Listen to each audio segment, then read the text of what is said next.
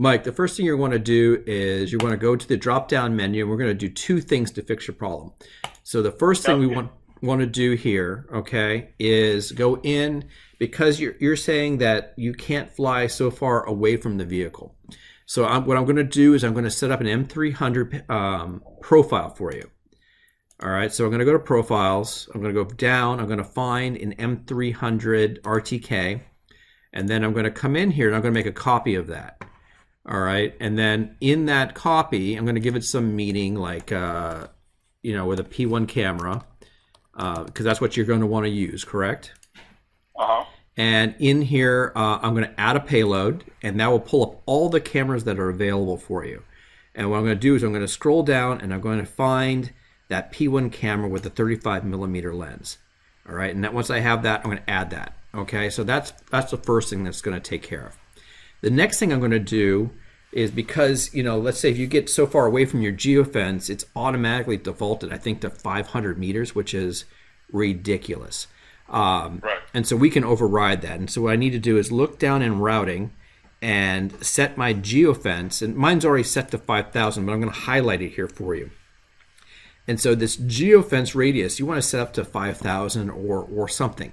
Now, warning, when you do this on your geofence, you're going to have to monitor your battery rate. So it's still on you to do the good piloting. But what we do is, now that's going to override the planning factor so that you can plan very, very large aspects, okay? Okay. All right, so then I'm going to hit save on this, and this will make way more sense when you see the video, okay? I'll post this up here for you. And then I'm going to back out on UGCS here, and I'm going to come back to my planning module here. Okay, now that I've got that set up, I'm going to come down to my photograph. This route is locked. Okay, this is weird. There we go. I'm going to go back to my photogrammic module, and I'm going to go ahead and first thing is I'm going to do is I'm going to change my turns to adaptive. Okay, I'm going to set my camera. Oh, wait a minute, my profile's wrong. So I'm going to come over here to parameters. I'm going to make sure I've got the right camera for us on here. So I'm going to down my M300 with my camera P1. You'll see that stick out here in just a second, and I'm going to change that. All right, so now we've changed that in our segments. Now it's going to drop in, still wants me to do lighter tilt. There we go. So now I've got the P1. So the first thing is I'm going to set my speed, and you can change that later. We're going to go to adaptive turns. Right now I have it for 3 centimeters with 60% overlap, forward overlap. You can change all of that as you go. We're going to avoid obstacles. And then, you know, you can have overshoot like I do with my LiDAR courses. We'll set a tolerance of 3 meters. You can tighten that up for more waypoints if you want to. And then we'll have no action at the end of the last point. And then I will just go ahead and double click a grid here. If it if it lets me. Let's see here. I think, oh shoot. Okay. We have this on a, let me see which one's actually highlighted.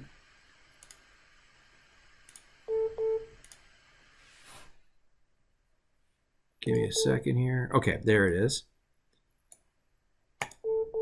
All right. All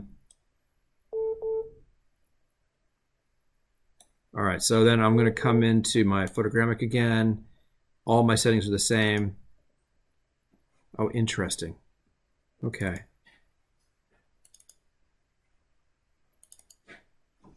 Okay. And this should churn for a second. It'll probably give me a warning for how far that is. Delete that. There we go. Give me a second here.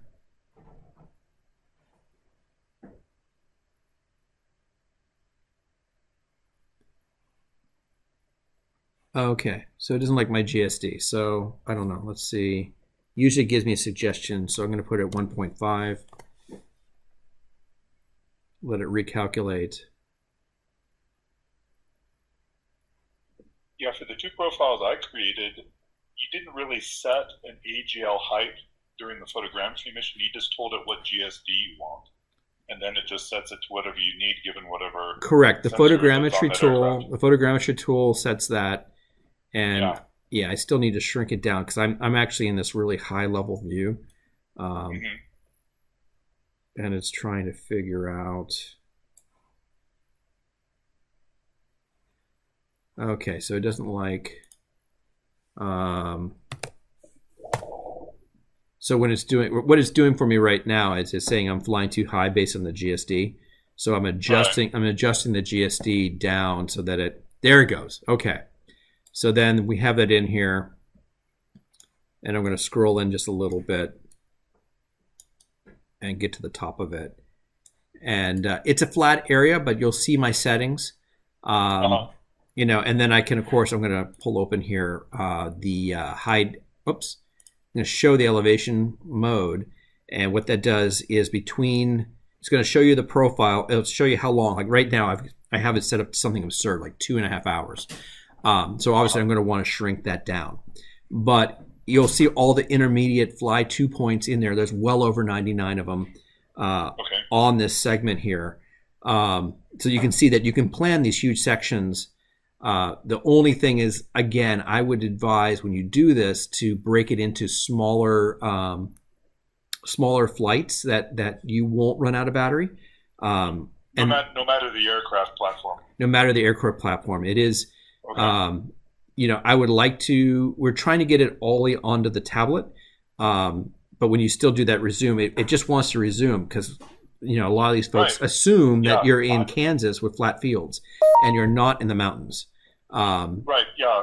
I'm just used to GSD. You know, when it comes back early for a battery, throw a new one in.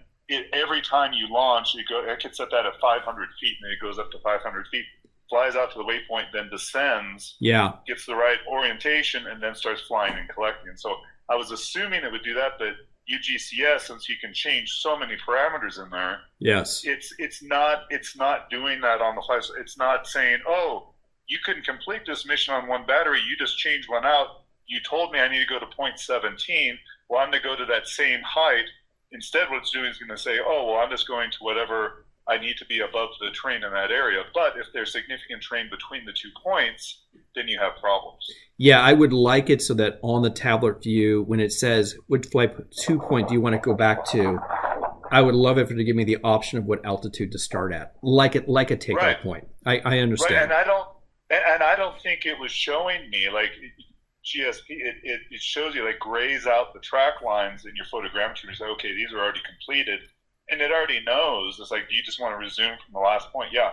On UGCS, you have to kind of remember, okay, I think it got to 21. Let's go to 20.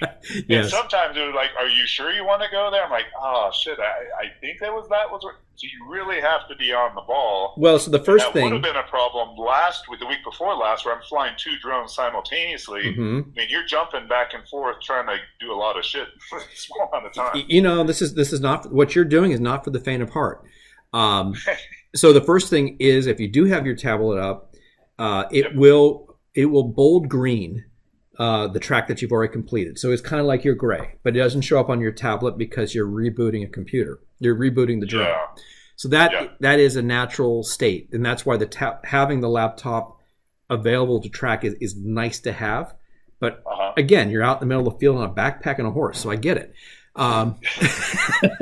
Pretty much, yeah. But if you had a tablet open, you can, and I'll show you in this video, you can highlight one of those segments, so waypoint 90, and it will tell you your MSL and your AGL in there. So that's how you track it. Each one of those waypoints, you can actually see what it's planning to on that. So that should help a little bit. The other thing is when you do a resume, if you're going to go with the complete project planning method, if you do resume, I wouldn't do it at 90. I would back it up. So I would look for, okay, here's 86, or whatever one came just before it. So 88. Here's 88. So I'd go fly to 88 first and complete that full track, even if it stopped in the intermediate. It costs you a little bit of time, but you just don't know. It's good to have those overlaps of photos, and you can remove those. It's huge.